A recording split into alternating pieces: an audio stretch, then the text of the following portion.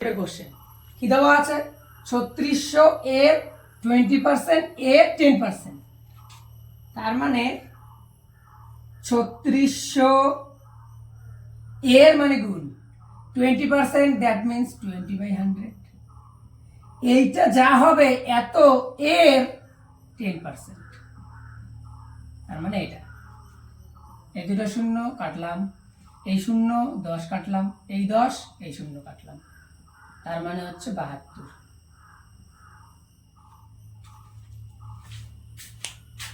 √32 √8 সমান সমান 2 to the power x। আমরা প্রথমে আগে 32কে এভাবে ভাঙি যেন ওই দুটো সংখ্যার থেকে একটা বাইরে বের করতে পারি।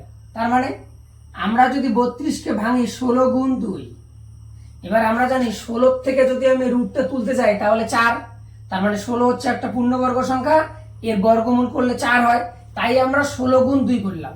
আমি এখানে 4 গুণ 8ও করতে পারি, পরে আবার ওই 8কে ভাঙতে হবে। আমি একবারে করলাম 16 গুণ 2, 16 থেকে 4 বের করে নিব।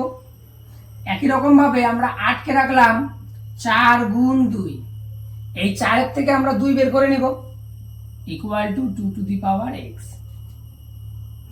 এবার এই যে 16 আছে, এই 16 থেকে আমরা বের করলাম 4, পাশে থাকলো √2 ইনটু বা ডট দিলেও হবে, এই 4 থেকে আমরা বের করলাম 2, পাশে থাকলো √2 equal to 2 to the power x।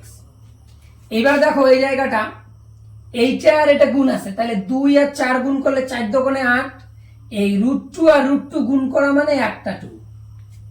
আমরা এটা জানি যে √a ইনটু √a, এইটা মানে হচ্ছে a, মানে √a তার স্কয়ার হয়ে যায়, স্কয়ার আর রুট নাই হয়ে সংখ্যাটাই থাকে।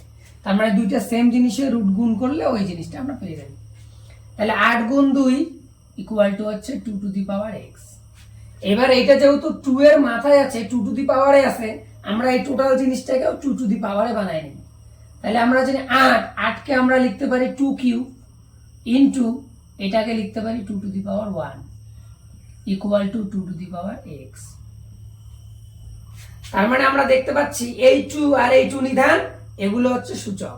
তাহলে আমরা জানি এইটার এই মাথা দুটো যোগ হয়ে যায় সূচকের নিয়মে, তাহলে 2 to the power 3 plus 1 equal to 2 to the power x. This implies 2 to the power 4 equal to 2 to the power x.